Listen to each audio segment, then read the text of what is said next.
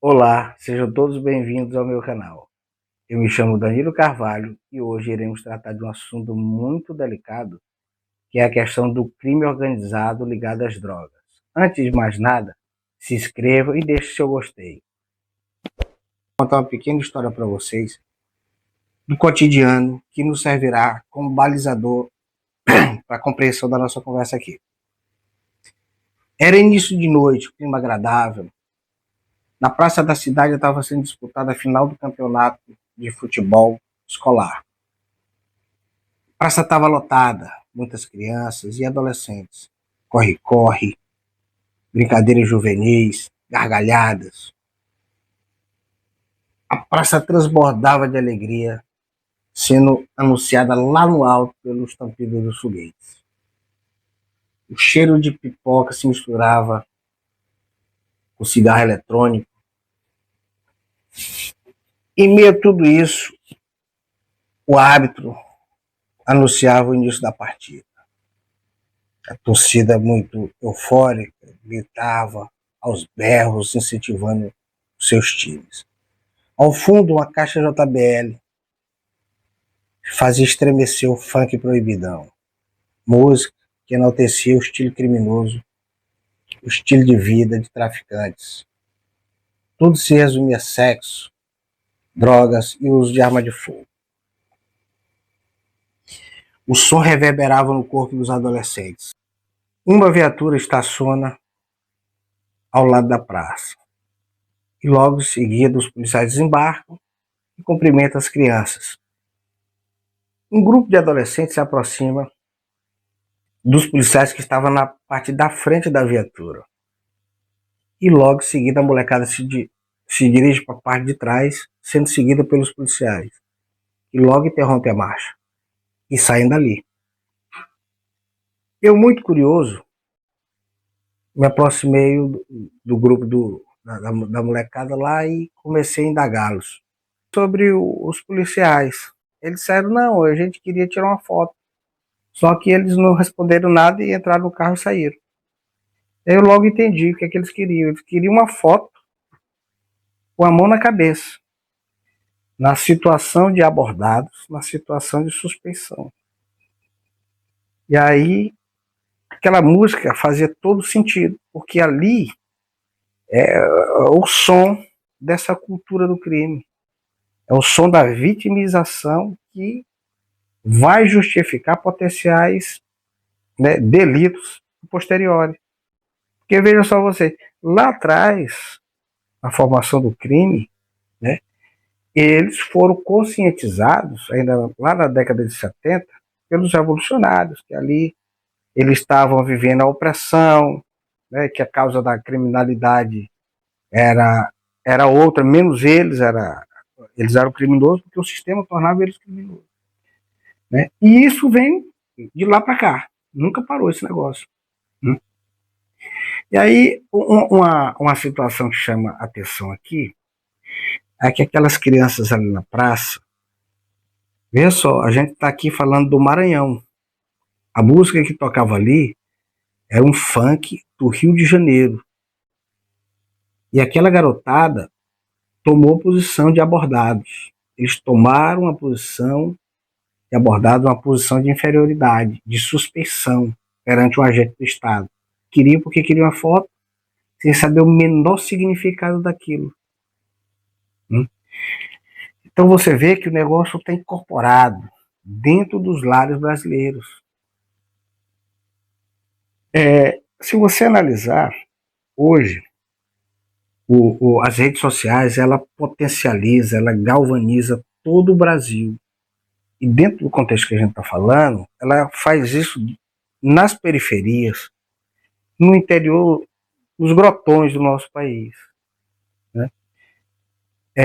Essa idade, esse período da vida de pré-adolescente é um período muito complicado na vida dessa garotada. Por quê?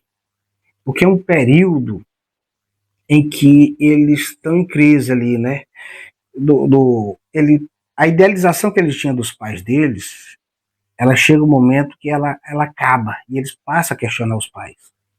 na forma de se vestir, na forma de falar, de se comportar, nos trejeitos. Tudo aquilo ali é uma forma de confrontação com os pais. Né? Os pais não são mais o ídolo deles, não são mais o norte, quem vai guiar eles. Eles estão em busca de alguma coisa para pôr no lugar.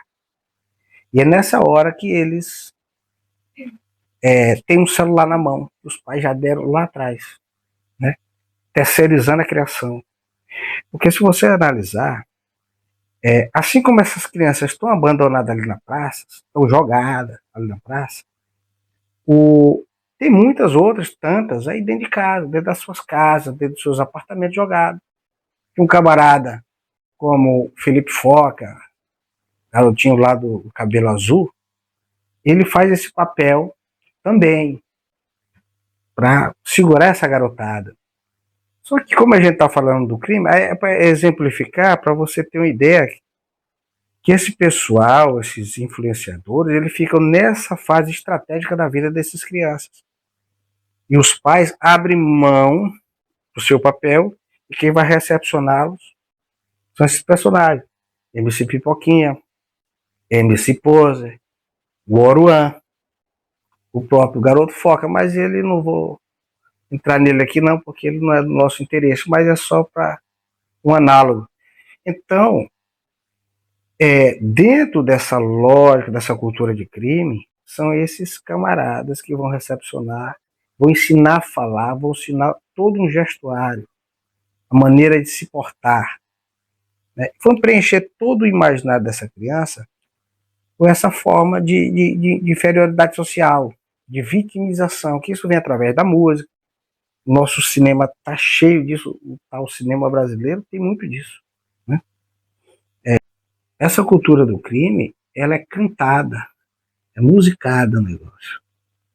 Olha, vocês têm que tomar cuidado, porque os tambores, os sons, essas batidas de funk, aí ela tem uma outra ordem sobrenatural, que não vem ao caso aqui contar, mas eu acredito que você já viu alguma coisa aí pela internet.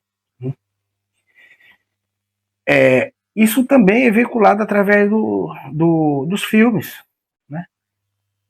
Dos filmes, da forma, da estética, do visual, tatuagens, cordões dourados, vida de luxo, em carrões, armas.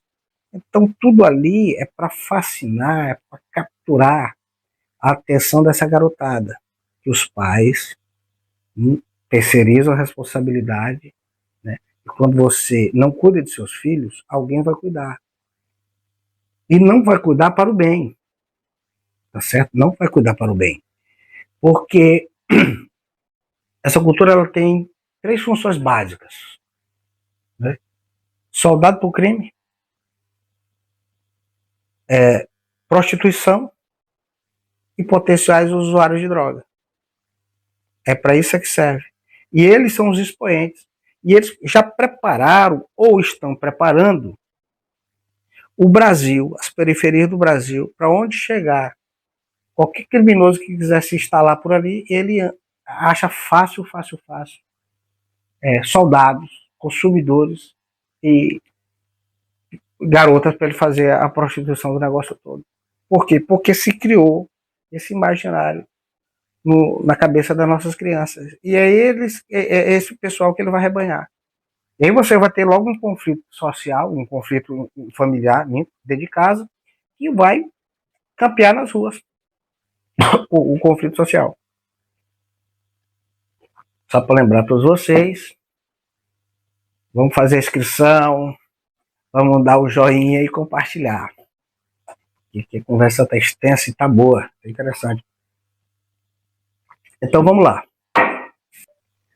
Aquelas crianças abandonadas ali na praça, ouvindo aquela música já introjetada neles, o correlato dele vocês encontram aí nos seus lares. Já demonstrei isso a vocês. Só para encerrar essa conversa, e a gente andar para outro tema, essa questão de observar, de você manter os laços familiares com os seus filhos, laços humanos, né? Dentro dessa sociedade agora mediatizada pelos meios de comunicação, é muito complexo. Porque veja vocês, o caso famosíssimo que é o caso da Richthofen. A mãe dela, ela era psiquiatra. E a mãe dela não percebeu que a filha era uma psicopata dentro de casa.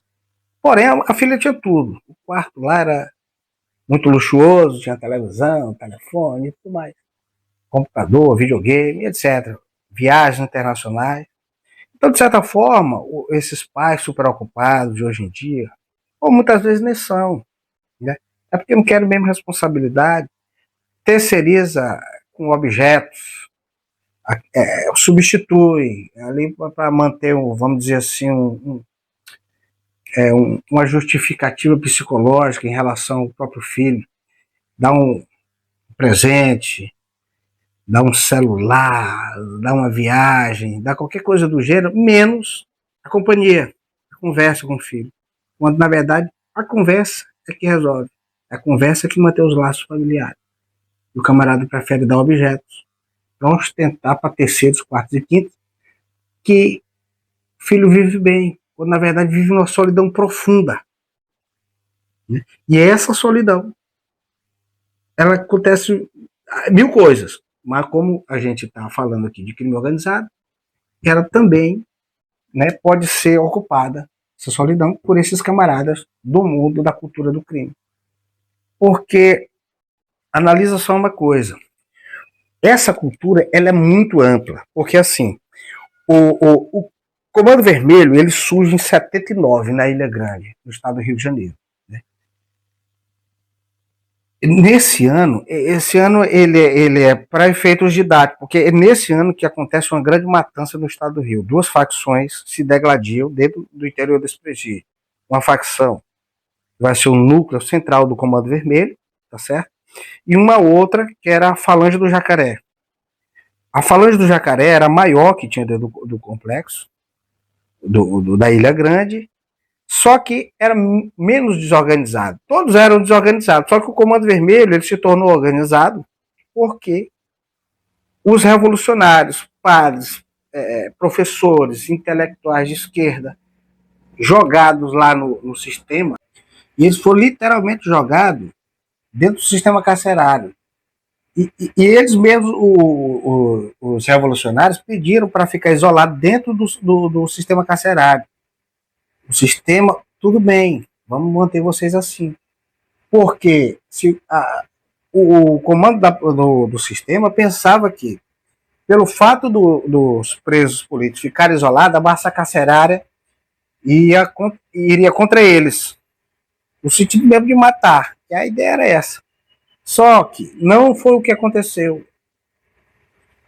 Parte da massa carcerária foi convertida, foi conscientizada, né?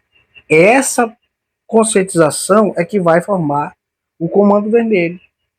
Porque esses bacanas, quando chegaram dentro da penitenciária, eles chegaram com um certo respeito, apesar de ser classe média, mas chegaram com um certo moral.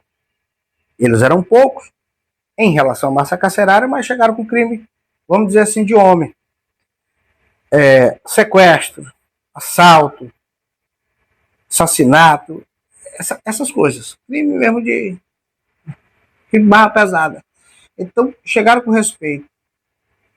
E isso, a massa carcerária queria investir contra ele, mas ao mesmo tempo tinha um certo receio de poder dar errado. E esse receio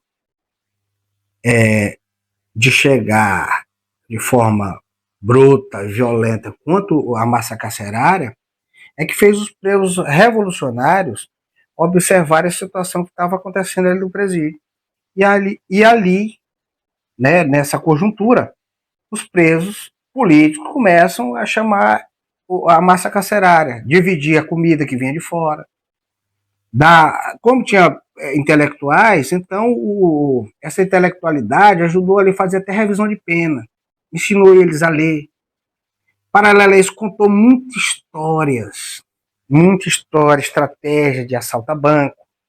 Inclusive, dizendo para eles, olha, todo o dinheiro que você adquirir com assalto a banco, você tem que investir em algo que dê lucro, né? E aí, bingo, vocês nem imaginam nem quer que posteriormente, quando o Comando Vermelho se torna facção mesmo pronta, vai fazer. Investindo em dinheiro, vão comprar pó, bastante pó, arma e investir em imóveis. E hoje todo mundo sabe que está dividindo a Amazônia aí nas minas de ouro, junto com o PCC, tá uma loucura. Pois é. Vamos se inscrever no canal, vamos dar o joinha, né? Para vocês terem uma amplitude do que está dessa conversa toda, eu indicaria para vocês um livro do jornalista Carlos Amorim. Ele tem 3 livros excepcionais a respeito disso, dessa formação do crime e do seu desenvolvimento. Pois bem, então esse é um primeiro momento, né, que é esse contato do Comando Vermelho com os presos políticos. Eles é que vão ensinar toda a organização. Porque dentro do presídio da Ilha Grande, rapaz, ali as piores barbáries era feita entre os próprios presos, tá certo? Estupro, degola, coisa bárbara, absurdo, né? Muito consumo de droga dentro do presídio e tudo mais. E pelo próprio sistema carcerário, entendeu? Então, os comunistas, os revolucionários, que hoje, na época, eram terroristas, e hoje uma parte dele faz parte ou toda ela, né, do nosso governo hoje. Né? E hoje também não deixa de fazer barbaridades. Né? Então, eles é que vão ensinar a organização estratégica de luta na rua, como e conscientizar eles, explicando para eles, dizendo qual a origem da pobreza deles, por que eles eram violentos, justificando tudo aquilo. Eles eram tipo só uma peça, eles não tinham responsabilidade nenhuma. Como é essa cultura que tem hoje, essa cultura que vem do crime. Então, o Comando Vermelho investe, editou umas leis no presídio, né, contra todo tipo de violência entre a própria massa carcerária e apontando que o inimigo era o sistema carcerário. Porém, a falange do Jacaré, que era uma falange grande, era com bastante criminosos, os mais violentos compunham essa falange, desobedeceu, provocando aquele primeiro núcleo do Comando Vermelho. E esse núcleo do Comando Vermelho investe sobre a falange do Jacaré. Na verdade, o Comando Vermelho na época não era Comando Vermelho, era Falange Vermelha. Vermelha por quê? Porque lá, o lugar onde eles ocuparam, dentro do complexo, tinha sido o lugar onde ficou o pessoal revolucionário, que eram os comunistas, da cor vermelha. E falange porque na época, dentro do presídio, todo mundo era falange. Falange Jacaré, falange C, e pegaram o nome de falange vermelha. Que depois, o primeiro professor do Comando Vermelho, que era um título, isso é um título, professor, né, em decorrência dos comunistas, que ensinavam ele, esses estrategistas do crime, né, tinha um nome de professor, que tinha o título de professor, ele vai e muda o nome de Falange Vermelho, porque diz que Falange parecia com Franco da Espanha, um ditador que tinha na Espanha. E aí ele bota Comando Vermelho.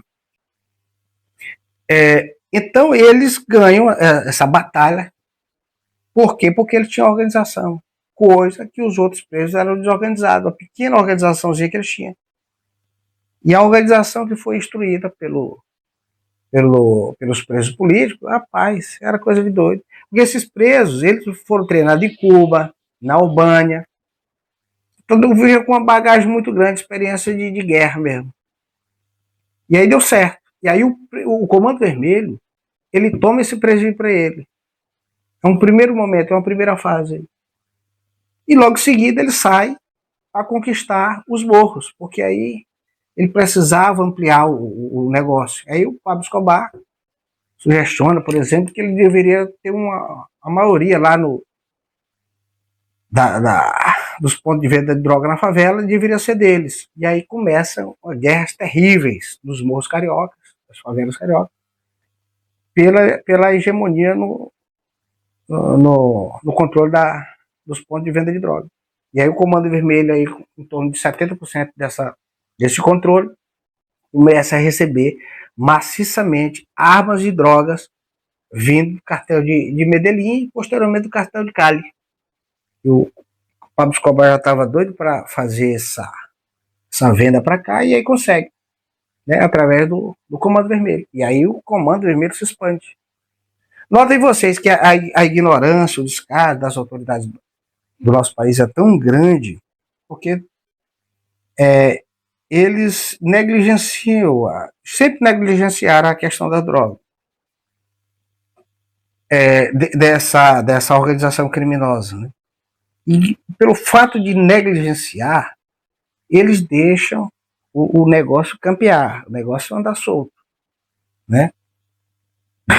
E fica parecendo uma guerra particular, e de fato é também, entre polícia e bandido. Sendo que essas organizações não é uma coisa muito mais monstruosa, que a polícia sozinha, você está vendo aí, não resolveu o problema, porque cresceu. Se tivesse resolvido, nunca existiria Comando Vermelho. O Comando Vermelho, ele não é só ele, tem toda uma estrutura por trás. Porque imagine vocês, hoje o Comando Vermelho, a PCC, é uma máquina que gera muito dinheiro. Por isso que gera uma cultura. Entendeu? É por isso que gera uma cultura. Pra você ter uma ideia, quando o Comando Vermelho vai para os morros cariocas, ele se torna muito poderoso ali, porque o Brizola, quando é eleito, se não me engano, em 82, alguma coisa do gênero, primeiro mandato dele, dentre outras coisas que ele faz, ele cria uma política carcerária que ele põe logo no comando do presídio o diretor, um ex-preso político, né, para comandar e humaniza o presídio e tudo mais. E na favela ele faz um procedimento similar, querendo criar ali na favela do Rio vamos dizer assim, um curral eleitoral, um reduto eleitoral dele ali. Ele começa a injetar benfeitoria na favela. Não tenho nada contra isso. Só que, quando você faz isso, lá, na época dele, o Comando Vermelho já era uma organização. Entendeu? Quem é o beneficiário lá no fundo de tudo isso? O Comando Vermelho. Porque quando o Comando Vermelho entrou na favela, ele precisava ele ganhou espaço e tal, começou a ganhar capilaridade, enraizamento social. Que, diga-se de passagem, isso, quem queria era o pessoal da esquerda revolucionária. Doido para ter essa capilaridade. E não tinha. Mas o Comando Vermelho conseguiu, dentro da favela.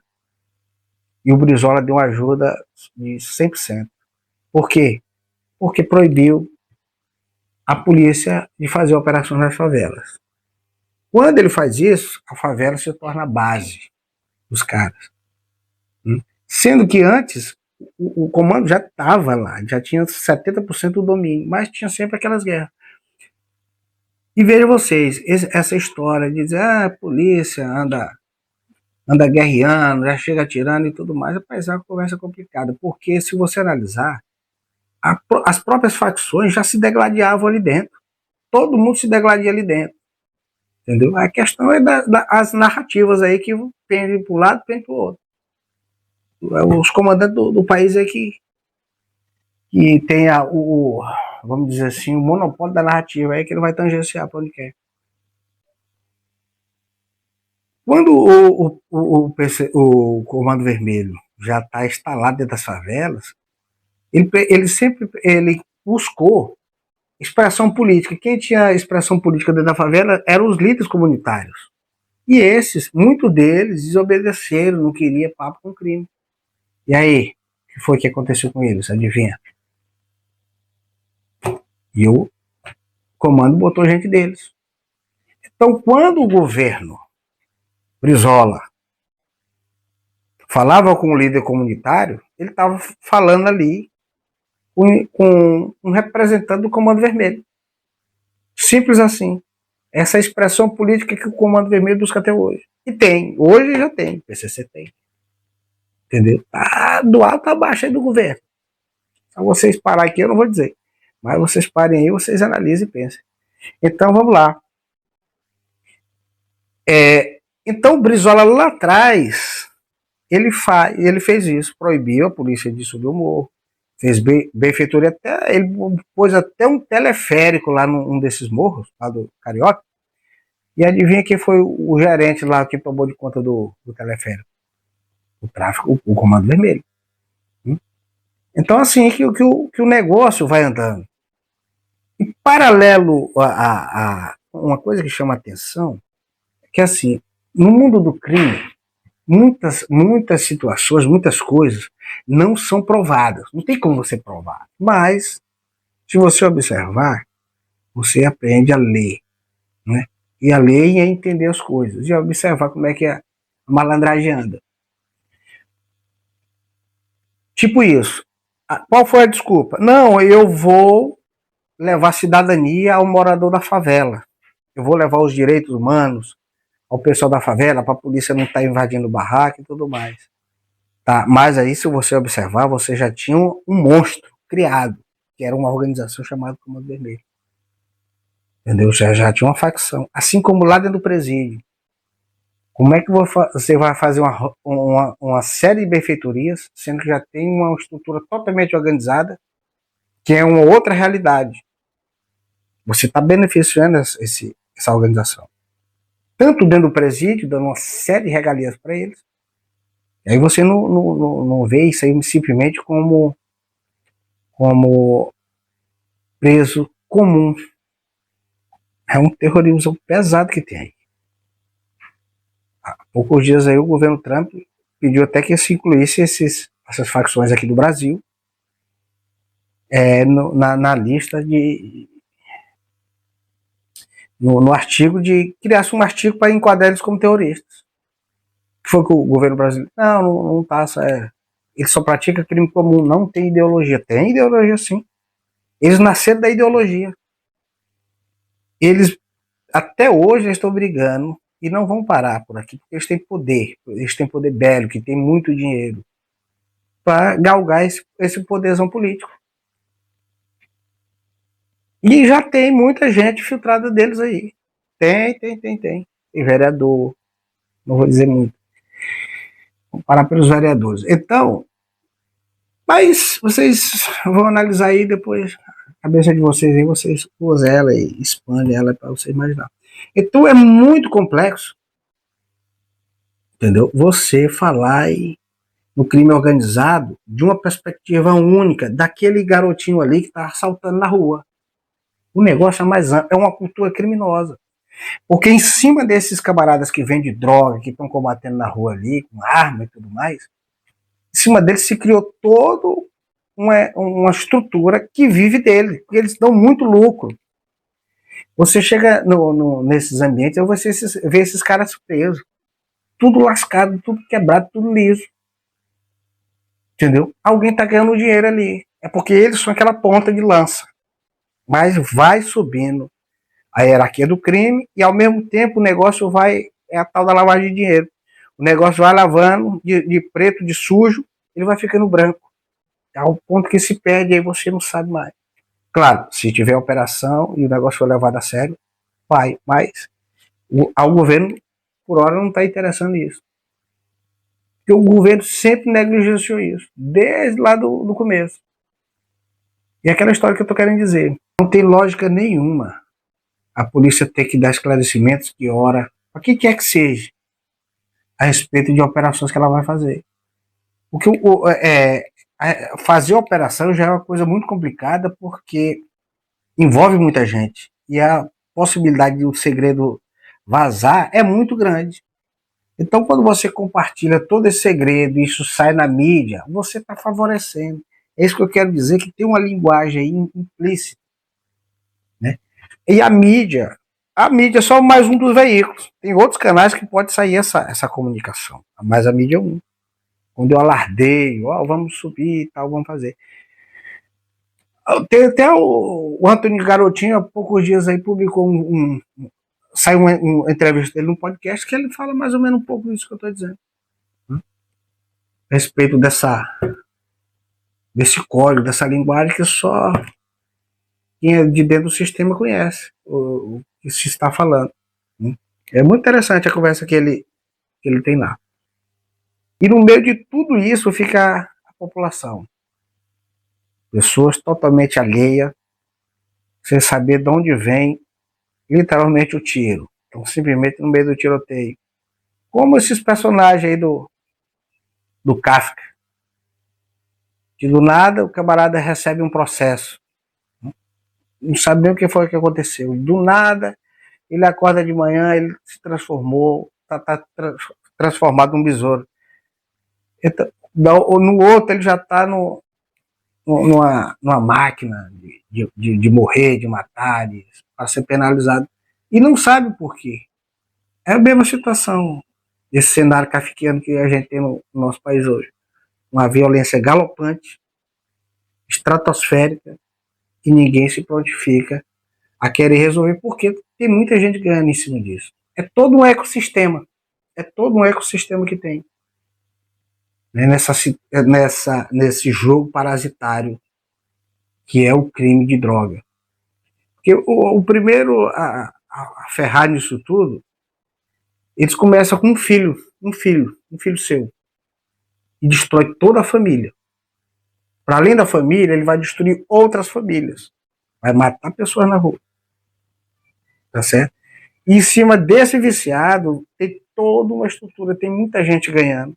É por isso que vamos cuidar das nossas crianças, vamos cuidar dos nossos adolescentes, porque quem está aí não tem dó, não. Bota é para arrebentar com você.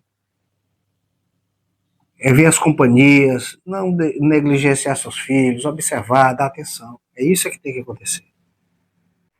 Só para finalizar, está repercutindo muito essa sanção que o governo Trump está impondo ao Brasil, uma tarifa altíssima, de 50%. Essa tarifa, se você for analisar o cenário internacional, em especial que a gente está tratando aqui, ela também tem a ver com essa questão das drogas, porque há poucos dias o governo dos Estados Unidos, como eu já disse, veio ao Brasil, mandou seus secretários aqui, diplomatas e almirantes, se não me engano, para tentar enquadrar as facções criminosas do Brasil, Comando Vermelho e o PCC, como terroristas. Fato que o governo brasileiro disse não, porque eles praticavam crimes comuns e só visavam lucro. Mas se você for analisar a coisa, eles fazem barbáries similares ao que acontece lá no Oriente Médio ou em qualquer outro canto onde haja terrorismo. Isso desde os tempos passados. Se você quem ensinou o Comando Vermelho a ser Comando Vermelho foram os terroristas, como eu já falei há pouco.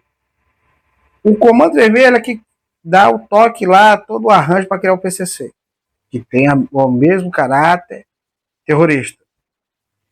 E hoje em dia, com os meios de comunicação, eles degolam do tanto que o Estado Islâmico degolou e degola. Do jeito que o pessoal da Al-Qaeda faz, eles fazem. Incendiam pessoas.